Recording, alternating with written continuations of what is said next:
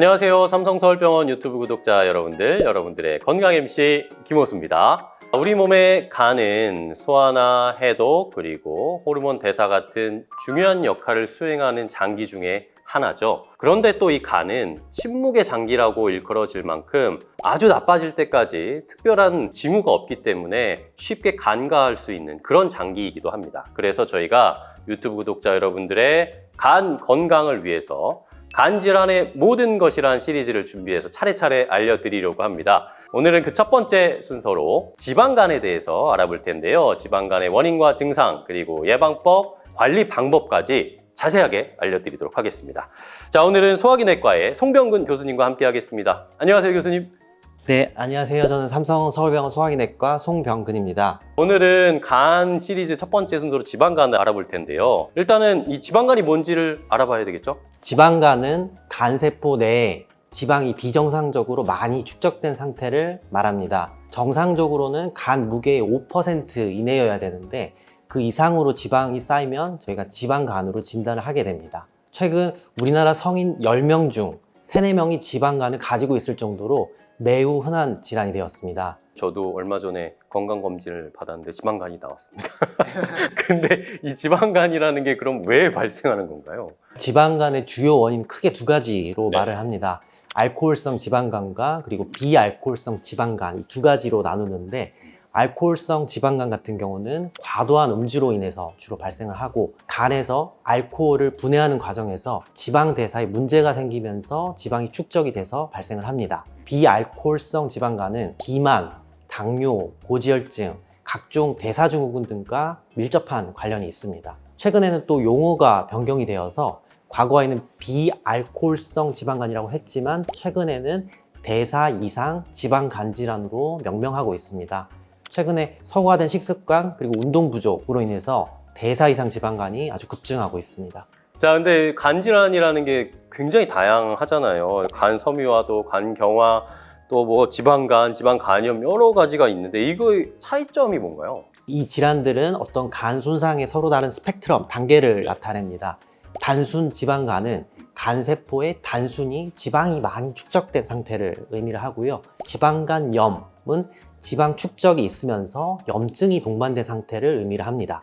그리고 간 섬유화는 간 손상이 지속적으로 발생을 해서 간 조직이 좀 딱딱하게 굳어가기 시작하는 섬유화가 시작하는 단계를 간 섬유화 단계라고 하고 이 섬유화가 지나치게 진행이 될 경우는 저희가 간 경화라고 말을 하고 간의 구조가 변형이 되고 기능이 저하된 상태를 간 경화라고 말을 합니다. 자연 경과를 보면은 단순 지방간에서 시작해서 적절한 관리가 없으면 지방간염, 간 섬유화를 동반한 지방간, 간 경화로 진행을 할 수가 있습니다. 제 주변에도 이런 분들이 계세요. 정말 술을 너무나 잘 드시고 매일매일 술을 마셔도 지치지 않는 그런 분들이 계시잖아요. 근데 건강검진 받아보면 간에 전혀 문제가 없으시대요. 정말 타고난 건지 유전인지 뭐 이런 것도 궁금하고 또 반대의 경우에 술을 거의 안 마시거나 적게 마시는데도 비알코올성 지방간이 생기시는 분들이 계시더라고요. 무슨 차이가 있을까요? 개인의 유전적인 차이가 있어서 그런 건데 알코올 대사에 관여하는 그 간 효소의 활성도가 사람마다 조금씩 다 다릅니다. 하지만 이것이 술에 강하다는 것을 의미하지는 않습니다. 증상이 없어도 지속적인 과다 음주는 결국에는 간 손상을 일으키게 돼서 대사 이상 지방간의 경우에는 주로 인슐린 저항성이나 어떤 유전적인 요인 그리고 생활 습관, 식이, 운동 이런 것들이 복합적으로 작용을 해서 발생을 하고요. 특히 대사증후군, 비만, 당뇨병 이런 여러 대사 이상 질환들이 있는 경우에는 간 내 지방이 많이 축적이 되면서 이 지방간이 발생을 하게 됩니다. 개인마다 유전적인 차이가 있고 여러 생활 습관들이 복합적으로 작용한다 이렇게 생각하시면 될 것 같습니다. 자, 그러면 이 지방간 증상은 어떻게 나타나나요? 간 같은 경우는 침묵의 장기라고 저희가 부를 만큼 초기에는 증상이 거의 없습니다. 대부분의 무증상이고 우연히 시행한 혈액 검사에서 간 수치 이상, 간 기능 이상으로 발견되는 경우가 가장 흔합니다. 간 질환이 진행을 할 경우에는 일부 환자들은 피로감을 좀 호소하시고요. 그리고 오른쪽 윗배, 간이 위치한 오른쪽 윗배가 좀 불편하시다거나 아니면 소화가 잘 안 된다거나 하는 그런 증상을 호소하시는 분들도 간혹 있습니다. 하지만 이런 증상들 자체가 굉장히 모호하거든요. 다른 질환들에서도 충분히 나타날 수가 있기 때문에 증상만으로 지방간을 진단하기는 어렵습니다. 그래서 저희가 항상 강조하는 것이 정기적인 검진이시고 혈액 검사 그리고 초음파 검사를 정기적으로 받으셔서 지방간을 조기에 발견하는 것이 매우 중요합니다. 그러면은 이 비알코올성 지방간이랑 알코올성 지방간을 감별할 수 있는 기준이 있을까요? 뭐 음주량 이런 걸로 구분을 할 수 있을까요? 일반적으로 비알코올성 지방간과 알코올성 지방간을 감별할 수 있는 의미 있는 음주량에 대해서 말씀을 드리자면 비알코올성 지방간을 구분하는 기준은 여성의 경우 일주일에 소주 1병, 남성의 경우 일주일에 소주 2병 이하입니다. 여기보다 많이 드시는 경우는 알코올성 간 질환을 의심해 볼 수 있겠고 국민건강지침에서는 하루 덜 위험한 음주량을 제시를 하고 있는데 소주 2잔, 맥주 3잔, 막걸리 2홉 정도입니다. 이것을 넘어가면 위험 음주로 판단을 합니다. 특히 한 번 드실 때 알코올 60g 이상 과하게 섭취하시는 것을 고위험 음주라고 분류하고 특히나 위험도가 올라간다고 알려져 있습니다. 2시간 내에 남성은 5잔 이상, 여성은 4잔 이상 마시면 폭음에 해당합니다. 폭탄주는 적은 양이라도 일주일에 2번 이상 마시면 간이 손상될 위험이 큽니다. 중요한 것은 술을 드신 후에 최소 72시간 정도 간이 충분히 회복할 시간을 주시는 것이 중요하다는 점입니다. 매주 과도한 음주를 계속 지속하시게 되면 지방간이 간 경변증으로 진행할 위험도가 상당히 높아집니다. 결국 건강한 음주란 전체 음주량도 중요하지만 한 번에 마시는 양 그리고 회복을 위한 충분한 시간을 두는 것이 모두 다 중요하다고 할 수가 있습니다. 아직은 지방간 뭐 건강검진 이런 데서 소견이 나오지 않았지만 간 질환으로 발전될 수 있을 그런 위험한 분들도 계실 거예요. 그죠? 그 기준은 뭘까요? 대사 이상 지방간부터 보면은 네네. 각종 대사증후군이랑 관련이 많습니다. 가장 대표적인 위험군이 바로 비만이신 분들인데요. 실제로 비만 환자분들의 약 60에서 70%, 즉 3분 중 2명에서 지방간이 발견이 됩니다. 특히 복부 비만이 있으신 분들이 위험한데 당뇨병, 고지혈증이 있으신 분들도 특히나 주의하셔야 됩니다. 또 한 가지 주의해야 될 그룹은 특정 약물을 장기 복용했을 때 주의하셔야 되는데 여성 호르몬, 스테로이드 계열 약물 오래 복용하시는 경우 지방간 발생 위험이 높아질 수 있습니다. 여기서 중요한 것은 이런 위험 요인이 있다고 해서 반드시 지방간이 생기는 것은 아니라는 점이고 하지만 이런 위험 요인들이 있으신 분들은 평소에 더 주의를 기울이실 필요가 있습니다.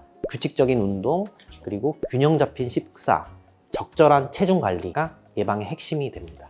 특히 술을 드시는 분들은 본인의 주량을 정확하게 파악하고 조절하시는 것이 매우 중요합니다. 술을 잘 마신다고 해서 간이 건강한 것은 아닙니다. 오히려 증상을 못 느끼는 사이에 간 손상이 진행이 될 수가 있기 때문에 특히나 주의를 하셔야 되고 또 중요한 것은 정기적인 검진을 받아서 조기 발견하는 것이 중요합니다. 위험군에 속하시는 비만, 당뇨병, 그리고 술을 과하게 드시는 분들 이런 분들은 증상이 없으셔도 정기적으로 간 검진을 받으시는 것을 추천드립니다. 고위험군에 속하신 분들은 어쨌든 걱정이 되실 것 같아요. 관리를 해야 된다라고 생각을 하실 텐데 어떻게 관리를 해야 될지 건강한 간을 만드는 방법 아니면 예방법 이런 게 있을까요? 고위험군 관리에서 가장 중요한 것은 금주, 술을 줄이시는 것, 그리고 체중 관리, 그리고 식사, 그리고 운동요법이 중요합니다. 체중은 저희가 보통 현재 체중의 5에서 10% 정도 감량을 목표로 하고 3에서 6개월에 걸쳐 천천히 감량하시는 게 중요합니다.